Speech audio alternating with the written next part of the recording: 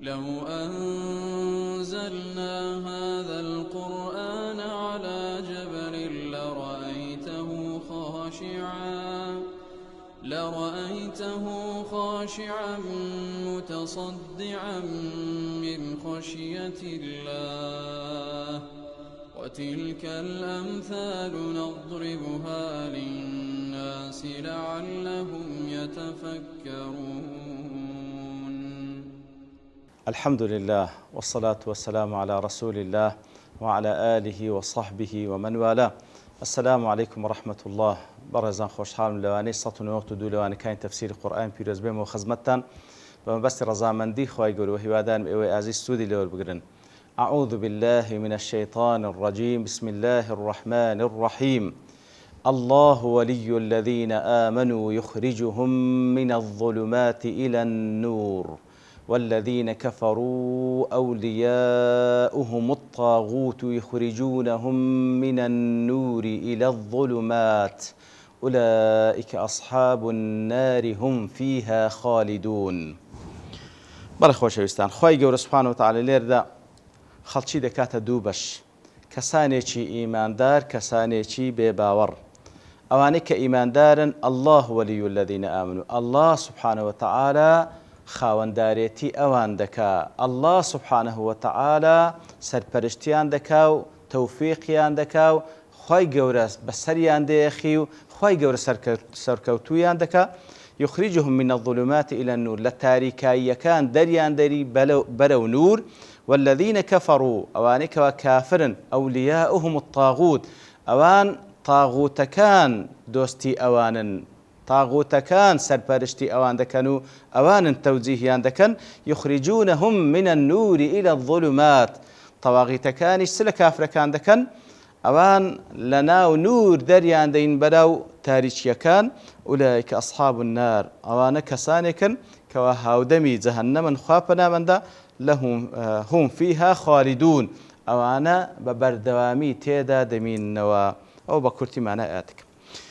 بەڵێ خۆشەویستان، الله ولي الذين آمنوا، الله سبحانه وتعالى ولی کەسانێکی ئیماندارە. دیارە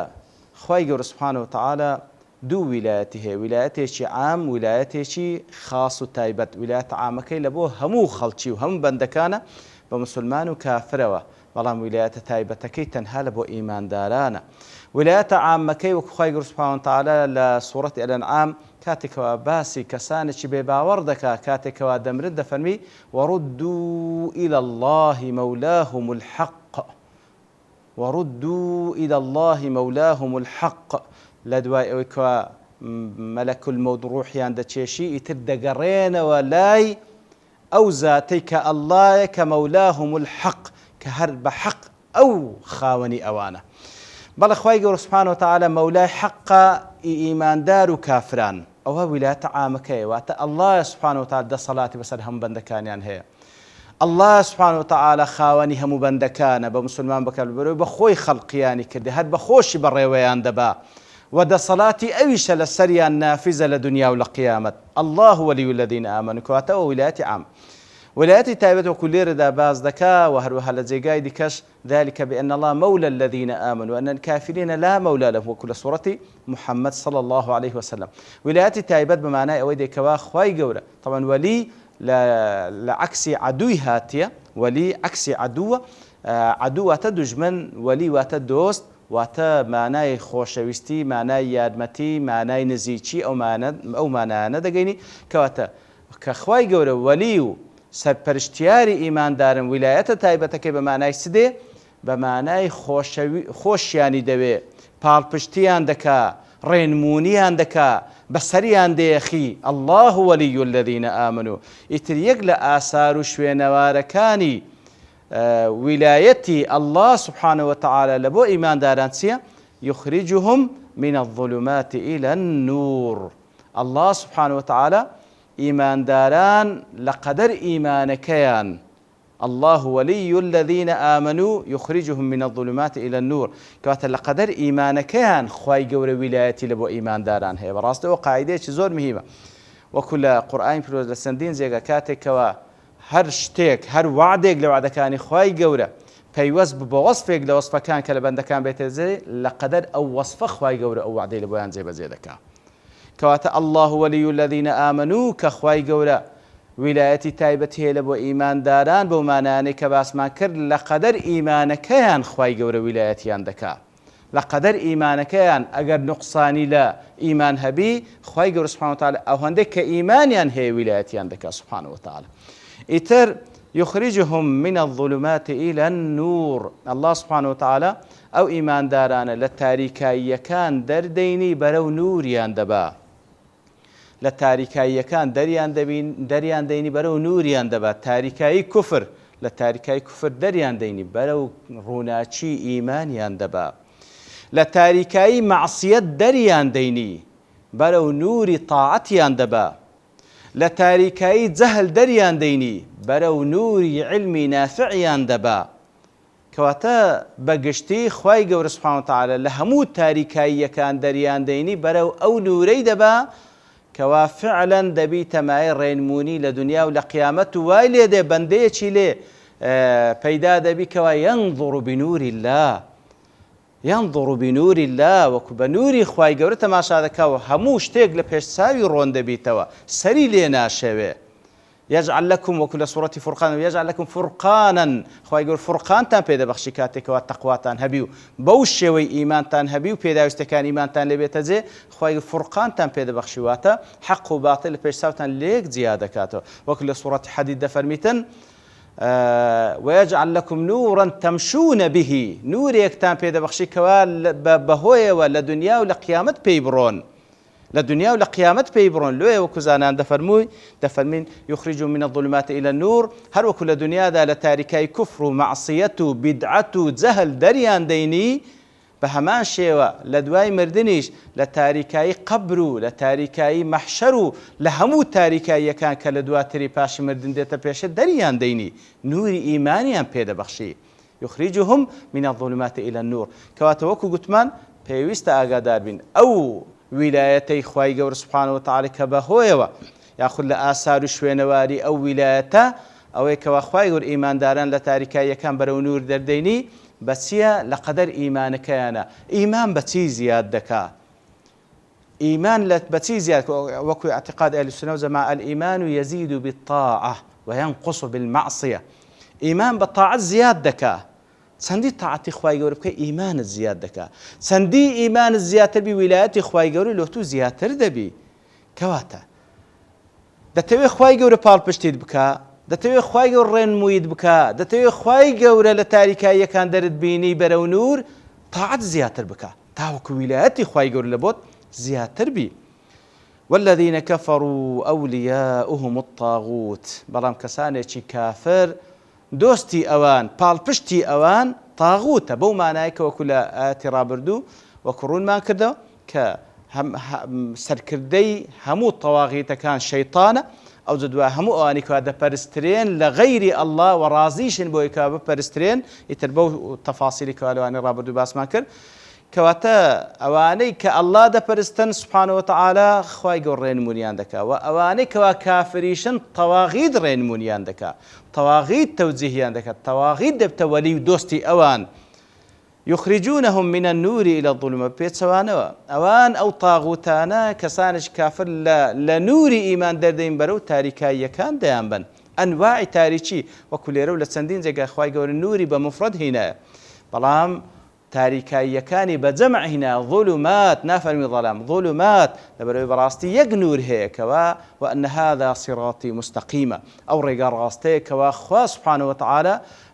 لەسەر زمانی کۆتا پێغەمبەر و خاتەمیان عليه الصلاة والسلام نادیتی ئەو قورئان و سونەتەیەکە وەڕەضیت لەکم الئیسلام دینە تەنها ڕێگایەکەوا دەتگەینتە ڕەزامەندی خوای گەورە غەیری ئەوە هەمووی کۆرە ڕێیە هەمووی تاریکاییە.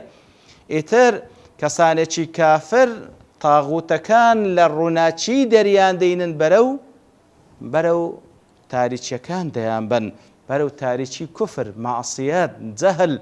بەرەو تاریچی ناو قەبر و تاریچی مەحشەر و تاریچی جەهەنەم خوا پەنامان بدا. جا لێردا گەت ملاحەزە بکەین الله ولي الذين آمنوا لمقابل دا نەیفەرموو والطاغوت أولياء الذين كفروا يعني وەکو لە سەرەتادا بە لەفظی ئەڵڵا دەستی پێکرد بەڵام لەوێندەرێ لە مقابلدا نافەرمی والطاغوت أولياء الذين كفروا أولا وەکو زانان دەفەرمون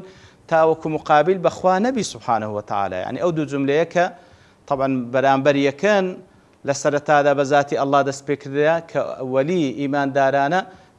لە بەرامبەردا نافەرمی طاغوت وەلی کافرەکان بەڵکو دەفەرمی کافرەکان طاغوت وەلی ئەوان تاوەکو جملەکە بە طاغوت دەست پێ نەکاتن لەوەی حەقیرترە کەوا بێتە مقابل ذاتی ئەڵڵا سبحانه وتعالى وهروها لێردا مانایش کەس لێ وەردەجی والذین كفروا أولياءهم الطاغوت کاتێکەوە نەیفەرموو طاغوت وەلی کافران بەڵکو کافرەکان دەفەرمی وەلی ئەوان طاغوتە تاوەکتمان بگەینی ئەو ویلایەتەی طاغوتەکان لە بۆ کافرەکان بە سەبەبی کوفری خۆیانە وەکو گوتمانکەوە بە سەبەبی لە قەدەر ئیمان خوای گەورە دۆستایەتی ئەو کەسە دەکا کەسانێکی کافریش بە سەبەبی کوفری خۆیان طاغوت بوویتە وەلی ئەوان کەواتە بە سەبەبی کوفرەکەی خۆیانە طاغوت بوویتە خاوەنی ئەوان خۆیان تەسلیمی طاغوت کردیە بە اختیاری خۆیان تەسلیمی طاغوت کردیە کەواتە کوفرەکەیە بوویتە سەبەبی ئەوەی کەوا طاغوت بوویتە وەلی ئەو والذين كفروا أولياءهم الطاغوت يخرجونهم من النور إلى الظلمات لناو روناچی دەریان دەینن بەرەو چێن دەرێ بەرەو تاریچەکان دەیان بن جا لێرەدا ئایا مانای ئەوەی لێر دەکەوە خوای گەورە باز لە کەسانش کافر دەکا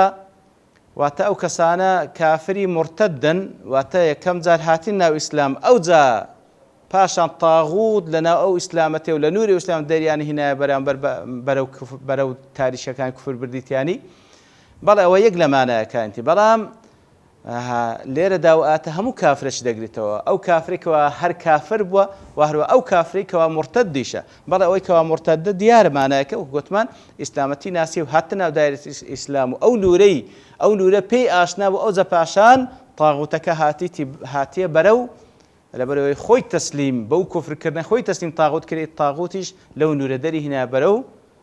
تاریشەکان بردیتی بەڵام کافری ئەسلیش ئەوە مەشمولە بەویش لەبەرەوەی کانە بئیمکانهم ئەوانیش لە ئیمکانیاندا هەبوو کوا بێنە ناو ئەو نورە لە بۆیان ڕۆشن کرابەوە لە بۆیان ڕوون کرابەوە ئاگادار کرابوونەوە کەوا دایرەی ئیسلامە هەمووی نورە لە دنیا و لە قیامەت بەڵام کە دەستیان پێوە نەگرت ئیتر طاغوتیش هاتیە لەو نورە دووریانی خستیتەوە بەرەو تاریشەکان بردیتیانی بەرەو تاریشەکان بردیتیانی و هەروها لە نوری باڵێ ئەو فیترەتەی کەوا خوای گەورە سوبحانه وتعالى هەموو ئینسانێکی لەسەر فیترەتی خواناسی خەڵق کردیە لەسەر فیترەتی خواناسی خەڵق کردە کاتێک ئەوان ئەو فیترەتەی خۆیان داپۆش لەبەرەوەی کوفر بەڕاستی بەمانای چ دێ کوفر لەلایەن لوغەتەوە بەمانای ستر و تەغتیە دێ بەمانای داپۆشین دێ کەسی کافر ئەو نورە و ئەو حەقەی زۆر لای وازحە و ئاشکرایە لەبەرەوەی خوای گەورە وەکو پێیان سەڵام دەفەرمێ یولەد كل مولود على الفطرة هەر منداڵێک کە دەبی لەسەر فیترەتی خواناسی دەبی ئیتر ئەو دێ ئەو نورە و ئەو معریفەتەی کەوا لەناو دڵ و دەرونی زۆر وازحە و ئاشکرایە دێتن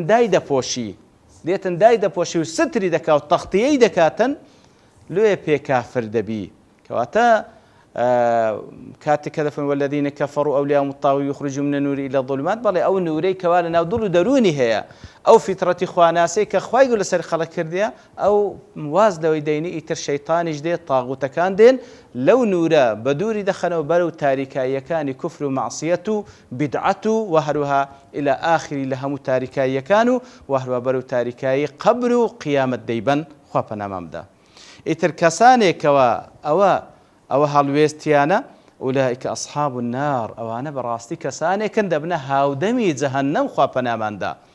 ئەوانە دەبنە ئەصحاب النار ئەوانە دیارە ئەصحاب لە سوحبەتی هاتێکەواتە ئەوانە بە بەردەوامی لەگەڵ ئاگر دەبن هم فيها خالدون ئەوانەنە کەوا هەتا دەمینێنەوە خوا پەنامان بدە کەواتە بەڕاستی لێرەدا وەکو لە سەرتاشدا باسمان کرد خوای گەورە خەڵکی کردە دوو بەش دیارە ئیماندار و هەروە کافر بەڵێ کەسی منافقیش هەر طبعا لە دایرەی کوفر خۆی دەبینیتەوە بەڵکو وەکو خوای گەورە لە جەزای ئەودا دەفەرمێ وەکو لە سوورەتی ئەنیسا دەفەرمی في الدرك الأسفل من النار بەڵکو لە خوارەوەی جەهەنەمن خوا پەنامان بە شەڕی ئەوان زیاتر لە شەڕی کافرێکەوە بە ئاشکرا بڵێ کافرم ئیتر خوای گەورە دەیان کاتە دوو بەش ئینسانی مسلمان یاخود هەموو ئینسانێکی خاوەن عەقلی منصف پێویستە تەماشا بکە و بیر لە مەسیر و چارەنووسی خۆی بکاتەوە دوو ڕێگای لە پێشە یان ڕێگای نور هەڵدەبژێری بەوەی کەوا ئیمان دەینی بەو شێوەی کە خوا دەیە سوبحانەهو وتەعالا تاوەکو ئەڵڵا سوبحانەهو وتەعالا ببتە وەلی و پاڵپشتی و پشتیوانی لە دنیا و لە قیامەت لە تاریکاییەکان دەریبینی بەرەو نور بیبە یان تە ڕێگای تەواغیت و کوفر هەڵدەبژێریتن تاوەکو لەو نورە بە دوور بکەویتەوە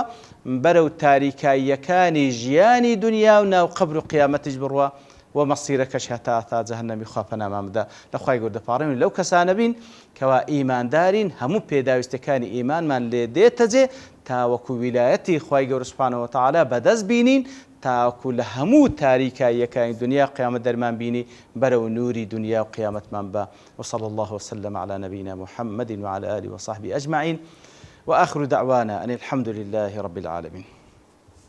لو أنزلنا هذا القرآن على جبل لرأيته خاشعا متصدعا من خشية الله وتلك الأمثال نضربها للناس لعلهم يتفكرون